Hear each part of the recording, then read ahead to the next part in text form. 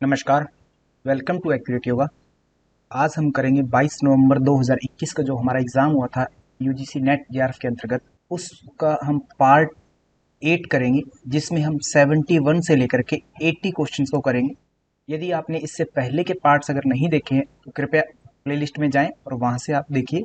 और यदि आप हमारे साथ जुड़ करके नेट जेआरएफ इन योगा की तैयारी करना चाहते हैं तो आप हमारे एप्लीकेशन को डाउनलोड कर सकते हैं, जो कि प्ले स्टोर से आपको अवेलेबल हो जाएगी, अथवा आपको वीडियो के अंतर्गत डिस्क्रिप्शन में लिंक दे दिया है, वहां से भी आप डाउनलोड कर सकते हैं।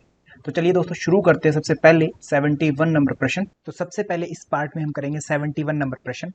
तैत्तिरीय उपनिषद में यतो वाचो निवर्तन्ते अप्राप्य मनसा सह, कि जिसका वाणी के द्वारा वर्णन नहीं किया जा सकता, जिसको बताया नहीं जा सकता वाणी के द्वारा, अप्राप्य मनसा सह, कहते जो मन के द्वारा प्राप्त नहीं हो सकता। इसके इस कथन से किसका अभिप्राय है, मतलब किसका वर्णन किया गया है? तो यह केवल और केवल बात ब्रह्म के विषय में आती है। शब्दों का अगर हल्का सा अर्थ आप जानते हैं, संस्कृत हल्की सी जानते हैं, तो ये जरूरी नहीं कि आपने पढ़ा है तभी आप इसके बारे में बता पाए। ये केवल और केवल ब्रह्म के विषय में कहा जाता है कि ब्रह्म जो होता है इंद्रियातीत है, मतलब इंद्रियों से प्राप्त नहीं होता। ठीक है। तैत्तिरीय उपनिषद में ब्रह्मानंद वल्ली जब आप देखते हैं, ब्रह्मानंद वल्ली जो कि दूसरी वल्ली कहलाती है, उसमें 9वां अनुवाक है। उसके 9वें अनुवाक का कथन जो है, ये पूरा मंत्र है, आगे पूरा का पूरा एक अनुवाक है। उसका शुरुआत की लाइन ली गई है जिसमें कहा गया कि ब्रह्म जो है वाणी द्वारा प्राप्त नहीं होता, मन के द्वारा प्राप्त नहीं होता। तो इस तरीके से अगर हम इस प्रश्न का उत्तर देखें तो ऑप्शन नंबर 3 हो जाएगा। तो कुछ क्वेश्चन जो है अब एग्जामिनर केवल आपकी कॉमन सेंस पर आधारित देता है। जैसे अब जरूरी नहीं कि विद्यार्थी एक एक मंत्र पढ़ करके जाए तैत्तिरीय उपनिषद का या अन्य किसी उपनिषद का, परंतु जब विद्यार्थी इस चीज को देखता है अच्छे से, अगर उसके कॉन्सेप्ट क्लियर हैं, तो ऐसे प्रश्नों को वह बहुत ही आसानी के साथ कर सकता है। तो इन प्रश्नों को करने के लिए आपको रट्टा नहीं लगाना है, एक एक चीज को पढ़ना नहीं है, कॉन्सेप्ट क्लियर होने चाहिए आपके। तो इसी के साथ हम चलते हैं नेक्स्ट प्रश्न पर। नेक्स्ट है 72 नंबर प्रश्न। शब्द उच्चारण कथन में कौन सी वायु सहायता करती है? तो जनरली हर पुस्तक में आप जब देखेंगे तो उदान वायु जो होती है, कहते बोलने में सहायक होती है। ठीक है सर। अब यूजीसी ने क्या किया था, उदान वायु एक बार उत्तर ठीक कर दिया, दूसरी बार में प्राण वायु ठीक कर दिया, क्योंकि वशिष्ठ संहिता में जब जाएंगे तो उदान के लिए कहा जाता है कि यह संधियों में पाया जाता है ना, जोड़ों में पाया जाता है, कहते उदान तो मात्र। और मुख में कौन पाया जा रहा है? प्राण। बोले तो मुख में प्राण पाया गया, तो इस कारण से आवाज कहां से निकली? मुख से। और क्योंकि मुख में ही वाक इंद्रिय रहती है हमारी, तो प्राण जो होता है वशिष्ठ संहिता के अनुसार, अगर बात की जाए वशिष्ठ संहिता के अनुसार, तो प्राण इस प्रश्न का उत्तर ठीक होता है। उदान वायु की बात करें तो एसएसपी सिद्ध सिद्धांत पद्धति में हम जब बात करते हैं तो वहां से में उदान वायु निकल करके आती है। तो ये दो डिफरेंस है, तो दोनों ही उत्तर यूजीसी ने एक बार उदान ठीक कर दिया, एक बार में प्राण ठीक कर दिया।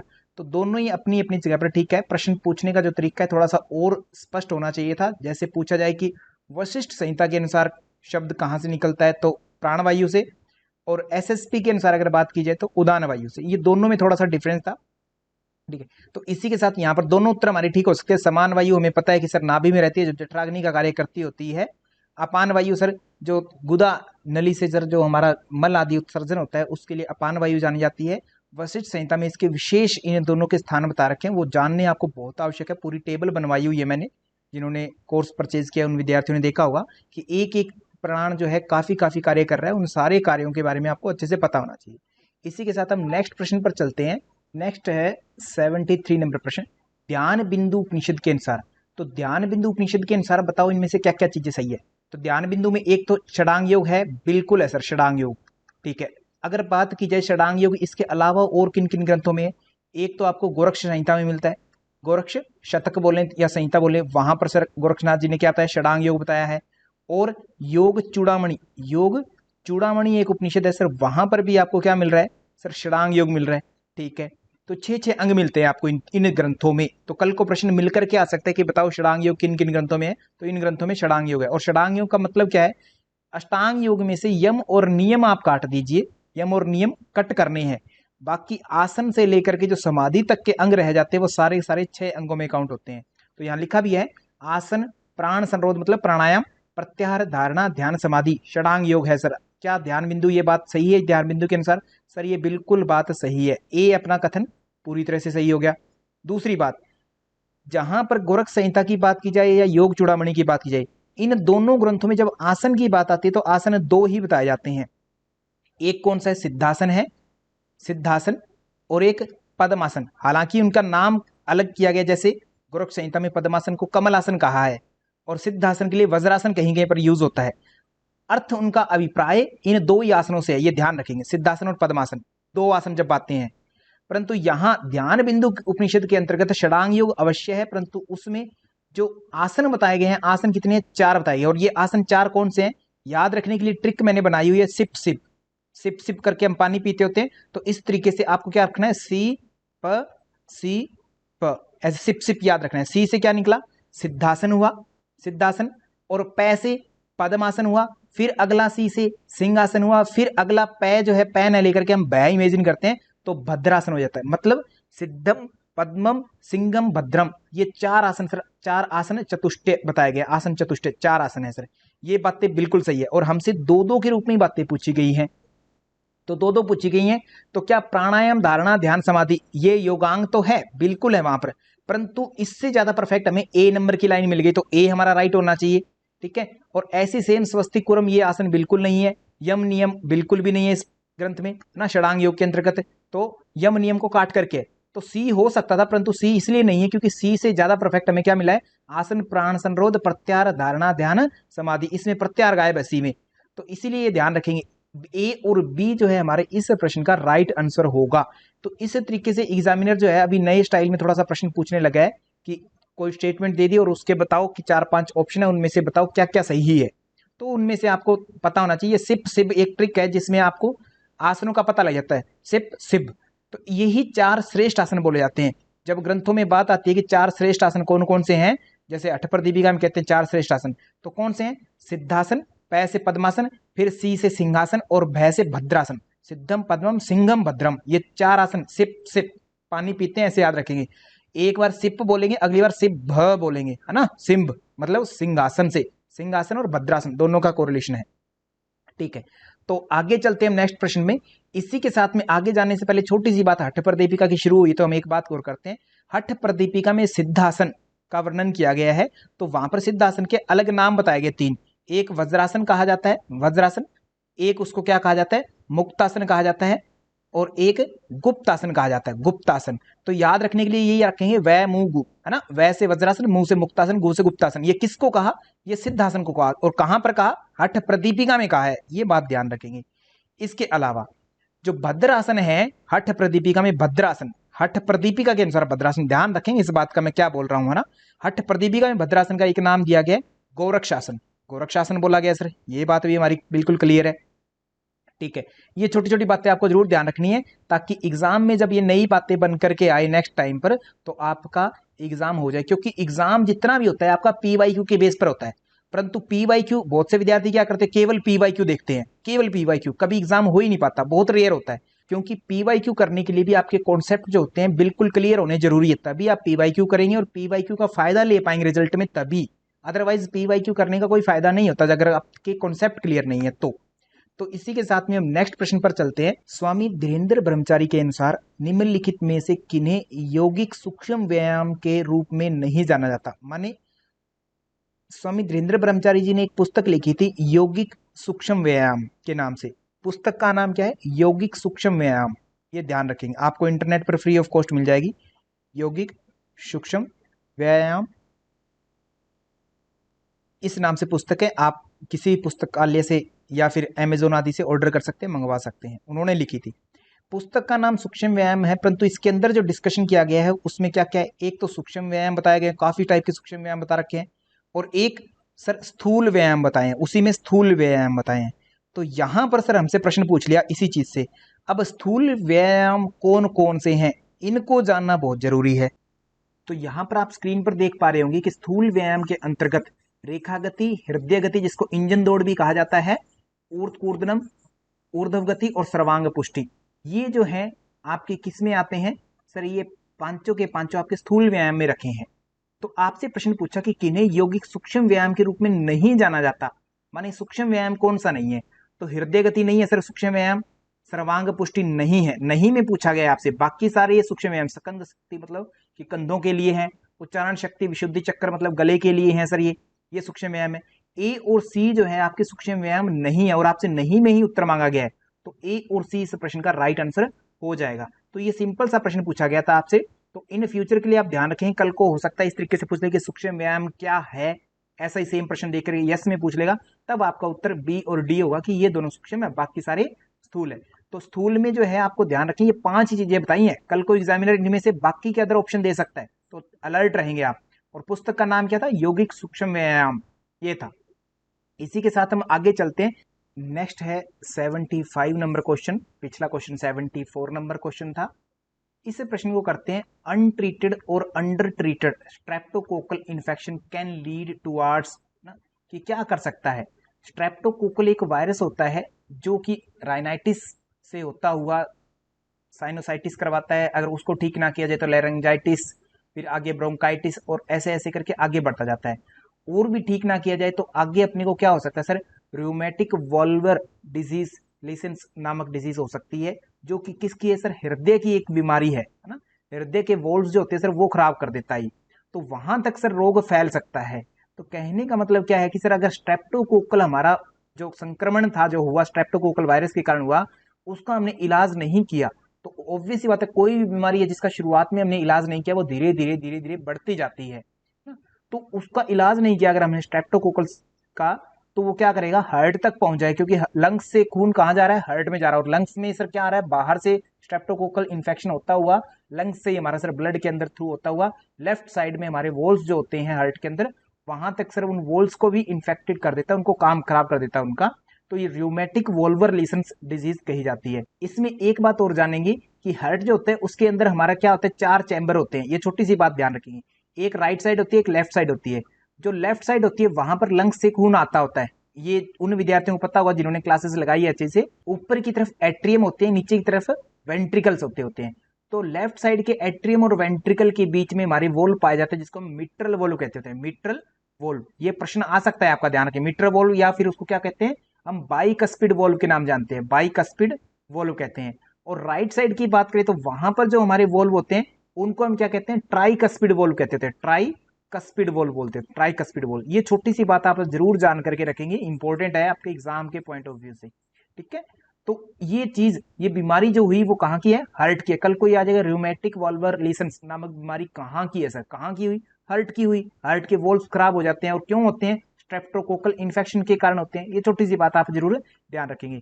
साइनोसाइटिस की बात की जाए तो जो हमारे नोज होते हैं, नोस्ट्रिल्स, हमारा फोरहेड है, वहां पर हमारे छोटे छोटे होल्स होते हैं, खाली स्थान होते हैं, जिनको हम साइनस बोलते हैं। उन साइनस के अंदर इन्फेक्शन हुआ, इन्फ्लेमेशन होती है, तो उसको हम साइनोसाइटिस बोलते हैं। माइग्रेन हेडेक है एक तरह का, जिसको आधा शीशी सर दर्द के नाम से जानते हैं।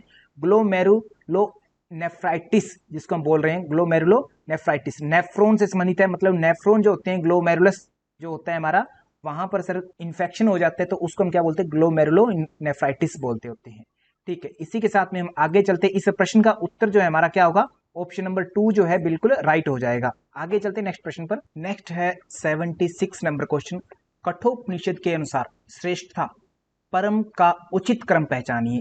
कहने का अर्थ है कि पर मतलब श्रेष्ठतम क्रम बताना है अपने को, छोटे से शुरू करना है, धीरे धीरे बड़े तक जाना है। तो सबसे छोटी चीजें क्या होती है? इंद्रिय ज्ञान जो होता है, हम उसको जो होता है छोटा मानते हैं, कि जो इंद्रियों के पीछे भागता है वो श्रेष्ठ पुरुष नहीं होता। इंद्रियों से ऊपर उठना प्रत्याहार आता है, जिसको हम श्रेष्ठतम दर्जा देते हैं। धीरे धीरे ध्यान आदि समाधि की तरफ हम जाते हैं, मतलब इंद्रियां हमारी सबसे लोवेस्ट काउंट होंगी। ये तो हमें सर क्लियर बात दिखाई दे रही है यहाँ पर, ठीक है। तो पहले हम अब निकालते हैं सर इनका अर्थ क्या क्या हो सकता है, क्या क्या चीजें हो सकती है, इनको अब उत्तर की तरफ लेकर के जाते हैं। श्रेष्ठतम का बताना है अपने को, ठीक है सर। तो अब इसमें हम सीक्वेंस निकालते हैं। श्लोक है, अगर हम कठोपनिषद की बात करें तो कठोपनिषद में है, प्रथम 2 अध्याय हैं, उनमें 3-3 वल्लियां हैं। इसका 10वां जो है हमारा सर एक मंत्र है कठोपनिषद में, वहां पर कहा गया है, कहता इंद्रियेभ्य परा ही अर्था, कहते इंद्रियों से परे क्या है? अर्थ है। मतलब इंद्रियों से पर बोले तो श्रेष्ठ क्या है? अर्थ है, जिनको हम अर्थ बोलते हैं, विषय बोलते हैं। और अर्थेभ्यश्च परम मन, और अर्थ से पर परे मतलब कौन है? मन है, ठीक है, परे श्रेष्ठ। और मनसस्तु परा बुद्धि, और मन से भी परे मतलब श्रेष्ठ कौन है? बुद्धि है सर, ठीक है जी। और बुद्धिर बुद्धिरात्मा महात पर, और बुद्धि से सर महान कौन है? सर महान, बुद्धि से महान कहते वह आत्म तत्व, ठीक है सर। यही बात आई। आगे इसके अलावा और भी चीजें बहुत सारी बता रखी हैं इसमें। कहते महत है, आगे महत, महत से परम अव्यक्त, और अव्यक्त से वह पर पुरुष कहते सर्वश्रेष्ठ है। इस तरीके से सीक्वेंस बताई हुई है, याद करेंगे आप सारी की सारी। तो यहाँ पर हमें इतनी ही बातें जाननी थी। तो इसमें आत्मा की बात करें तो आत्मा सी है, बुद्धि को क्या कहा है, ई कहा है, तो हम ई लगा देंगे बुद्धि के आगे। मन को डी कहा गया तो डी हमने बोला, अर्थ को हमने क्या बोला सर, ए बोला, और इंद्रिय को बी बोला। तो क्या बना, सी ई डी ए बी। ये सीक्वेंस कहां पर मिल रही है, सी ई डी ए बी। तो अब ध्यान देंगे, हमें ऑप्शन में ये इस तरीके की सीक्वेंस नहीं मिल रही। तो इसका मतलब क्या है कि इस सीक्वेंस को हम उलट के देख लें, बी ए डी ई सी। कहने का मतलब हमसे क्या पूछा गया था, परे बताना कि मतलब लोवेस्ट चीज कौन सी, इंद्रियां, मतलब बी को हम लिखेंगे ना, हमने श्रेष्ठता बतानी थी। श्रेष्ठ कौन है, सी आत्मा, तो नीचे से शुरू करना था हमें, बी ए डी ई सी। ये सीक्वेंस कहां है, ऑप्शन नंबर 4 में हमें मिल रही है। तो ऑप्शन नंबर 4 जो है हमारा इस प्रश्न का राइट आंसर हो जाएगा। तो आपको ये ध्यान रखना है कि यह कहां का है सर, कठोपनिषद का है, प्रथम अध्याय में तीसरी वल्ली का 10वां मंत्र ये है। और आगे सर 11वां मंत्र है, वो भी इसका पूरक है, तो वो भी जरूर आप जान लेंगे, बहुत इंपॉर्टेंट मंत्र है ये ना। इनको अच्छे से समझ लेंगे, इनकी सीक्वेंस आपको बताई हुई है ऑलरेडी, जिन्होंने कोर्स परचेज किया है उनको ये टेबल बनवाई हुई है, सारी टेबल को अच्छे से देख लेंगे आप। तो इसी के साथ में हम चलते हैं नेक्स्ट प्रश्न पर। नेक्स्ट है 77 नंबर क्वेश्चन, इनमें से क्लिष्ट होते हैं। तो क्लिष्ट शब्द पूछा है, प्रश्न देखते ही आपको समझ में आना चाहिए कि यह प्रश्न है कहां का। यह पतंजलि योग सूत्र का प्रश्न है, महर्षि पतंजलि का। कहां से है, क्लिष्ट। क्लिष्ट और अक्लिष्ट वृत्तियां होती है, वृत्तय पंचतय क्लिष्टा अक्लिष्टा। वृत्तियां 5 बताई गई हैं, वृत्तियां 5 होती हैं। और पांचों कौन कौन से, ये आपको पता होना चाहिए पहले से ही। प्रमाण, विपर्य, विकल्प, निद्रा और स्मृति, ये 5 वृत्तियां हैं। कल को प्रश्न क्या घूम सकता है, आपसे पूछा जा सकता है कि बताइए ये जो 5 वृत्तियां हैं इनकी सीक्वेंस बताइए, आप सीक्वेंस मांग सकता है। या इनके बारे में पूछ सकता है कि जैसे प्रमाण है कितने हैं, प्रत्यक्ष अनुमान आगमः प्रमाणानि। विपर्य के बारे में पूछ सकता है, मिथ्या ज्ञान। विकल्प के बारे में पूछ सकता है, निद्रा के बारे में पूछ सकता है, स्मृति के बारे में पूछ सकता है। तो ये 5 वृत्तियों की सीक्वेंस और इनके बारे में जानना है। ये 5 वृत्तियां जो है महर्षि पतंजलि कहते हैं कि ये क्लिष्ट बोले तो एक तरह से क्लेश देने योग्य, क्लेश देती हैं, और अक्लिष्ट बोले तो क्लेशों से दूर करने वाली भी यही है ना, कि क्लेश भी यही देंगी और क्लेशों से दूर करे जो यही करेंगी। या इसका अर्थ एक और क्या लिया जा सकता है क्लिष्ट का, क्लिष्ट बोले तो जो क्लेश पैदा करे, अथवा जो संसार की तरफ आपको जोड़ती है, संसार से जोड़ती है। क्योंकि संसार से जुड़ेंगे तभी तो हमें क्लेश मिलते हैं, दुख होते हैं संसार से जोड़ने पर। और अक्लिष्ट बोले तो संसार से निवृत्ति करे, है ना। अक्लिष्ट बोले तो संसार से निवृत्त कर दे हमें, वो अक्लिष्ट होती है। तो इस एंगल से भी अगर कोई एग्जामिनर डिमांड करे आपसे प्रश्न की तो तैयार रहेंगे। तो प्रश्न को हमने देखा कि क्लिष्ट क्या होती है, चाहे क्लिष्ट पूछा जाए या अक्लिष्ट पूछा जाए। वृत्तियों के 2 स्वरूप है, क्लिष्ट और अक्लिष्ट, माने क्लेशकारी और अक्लेशकारी ना। तो यहां पर क्या है, चित्त वृत्तियां। चित्त वृत्तियां कितनी है, 5। ऑप्शन नंबर 2 हमारा इस प्रश्न का राइट हो जाएगा। परंतु हमेशा की तरह डेप्थ में एनालिसिस करना है। तो चित्त भूमि क्या होती है, महर्षि पतंजलि के अनुसार अगर देखें तो चित्त की भूमियां जो है 5 बताई गई हैं।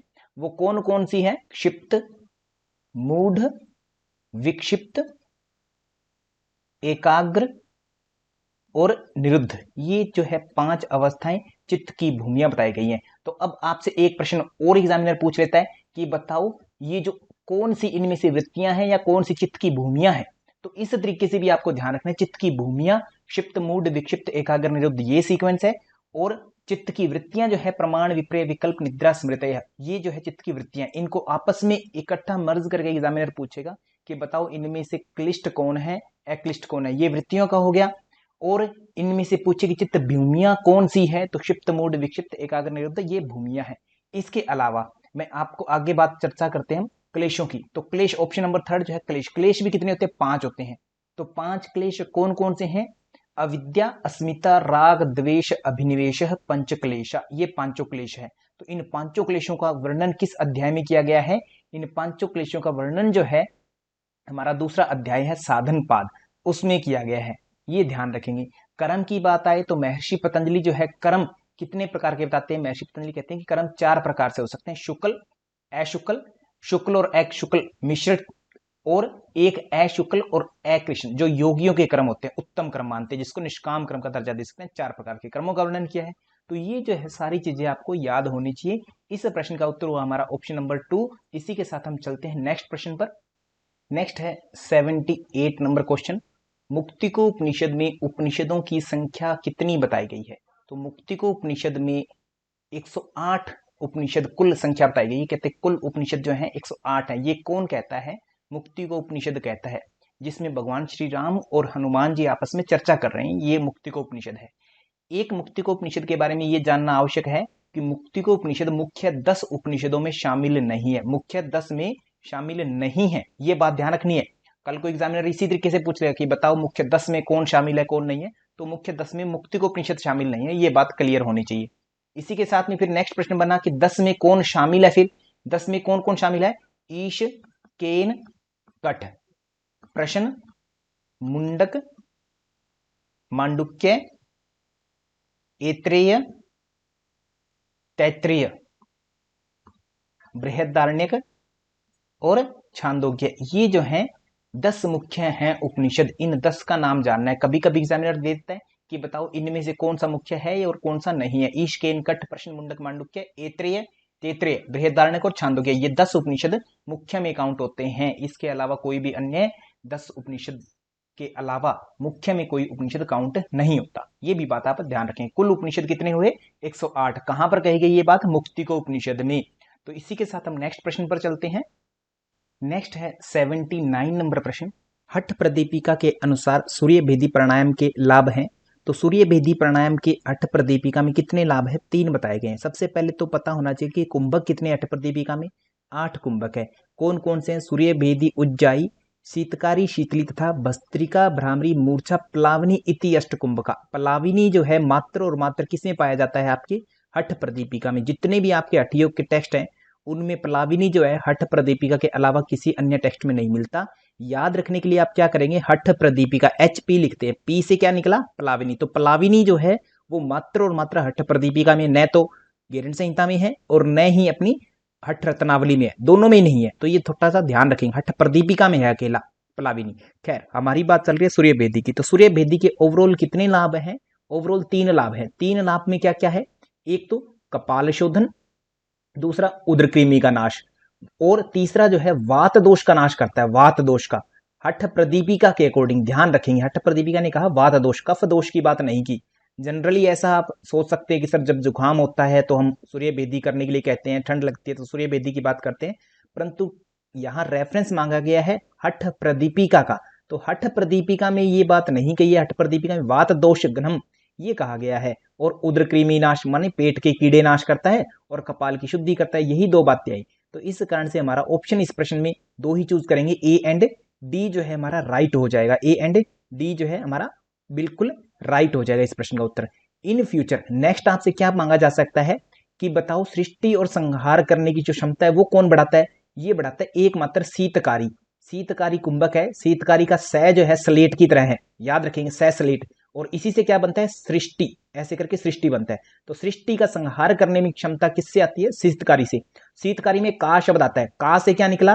कामदेव, है ना। तो इस तरीके से कामदेव के समान जो सुंदर बना दे और सृष्टि संहार करने में सक्षम बना दे, ये दोनों कार्य किसके हुए? शीतकारी के। बाकी आपको पता ही है कि भूख प्यास आदि पर भी विजय प्राप्त हो जाती है शीतकारी के अभ्यास से।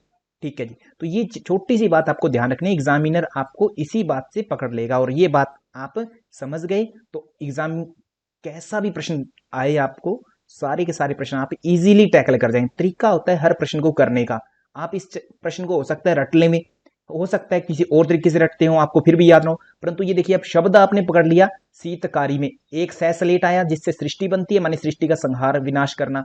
एक का शब्द आया, का से कामदेव आ गया। तो इस तरीके से छोटी छोटी बारीकियां अगर आप देखें तो आपको रटने की आवश्यकता नहीं रह जाएगी। ठीक है, तो इसी के साथ हमारे प्रश्न का उत्तर हुआ ऑप्शन नंबर 4। और इसी के साथ चलते हैं नेक्स्ट प्रश्न पर। नेक्स्ट है 80 नंबर क्वेश्चन, जो कि हमारा आज इस पार्ट 8 का लास्ट प्रश्न है। What flashes, disturbed sleep and emotional changes are the characteristics features of, है ना, किसके फीचर हैं ये? प्री मेंस्ट्रुअल सिंड्रोम के हैं क्या, या मेटाबॉलिक सिंड्रोम के हैं क्या, या नेफ्रोटिक सिंड्रोम के हैं, या मेनोपोजल सिंड्रोम है? तो ये जो है मेनोपोजल सिंड्रोम जो होता है, मेनोपोज क्या होता है? ये वो स्टेट होती है जब लगभग 45 ईयर टू 50 के आसपास फीमेल्स में जो मंथली साइकिल आता है, मेंस्ट्रुअल साइकिल, वो जब ऑफ होने वाला होता है हमेशा के लिए, उसके बाद में गर्भ धारण करने योग्य अवस्था नहीं रह जाती है। तो ये जो स्टेट है मेनोपॉजल कहलाता है। इस टाइम फीमेल्स में जो चेंजेस आते हैं वो क्या कहलाते हैं? हॉट फ्लैशेस, डिस्टर्ब्ड स्लीप और इमोशनल चेंजेस। ये इस तरीके के कुछ गुण धर्म परिवर्तन होता है, तो उन्हें हम मेनोपॉजल सिंड्रोम के अंतर्गत काउंट करते हैं। तो यह प्रश्न आप ध्यान रखेंगे, 2 से 3 बार रिपीट हुआ है आपके आज तक में, काफी बार पूछा जाता है, इन फ्यूचर भी पूछा जाएगा, तो ध्यान रखेंगे। मेटाबॉलिक सिंड्रोम क्या होता है ये मैंने आपको बताया हुआ है, नीचे कमेंट में आप जरूर बताएंगे मुझे। और नेफ्रोटिक सिंड्रोम क्या होता है? नेफ्रॉन से रिलेटेड। नेफ्रॉन किसकी इकाई है? किडनी की सबसे स्मॉलेस्ट इकाई है। तो इस प्रश्न का उत्तर हमारा क्या होगा? ऑप्शन नंबर 4 जो है हमारा राइट आंसर हो गया। तो इसी तरह हमारा जो पार्ट 8 है वो कंप्लीट हुआ। यदि आपको वीडियो अच्छी लगी तो आप सब्सक्राइब जरूर कर दें, वीडियो लाइक कर दें और जितना हो सके इसे शेयर कीजिए अपने दोस्तों के साथ में। यदि आप हमारे साथ मिलकर के नेट जेआरएफ की तैयारी करना चाहते हैं तो डिस्क्रिप्शन में मैंने एप्लीकेशन का लिंक दे दिया है, वहां से आप एक्यूरेट योगा ऐप जो है डाउनलोड कर सकते हैं, अन्यथा प्ले स्टोर से भी आप डाउनलोड कर सकते हैं। So thank you to all, धन्यवाद आप सभी का, थैंक यू।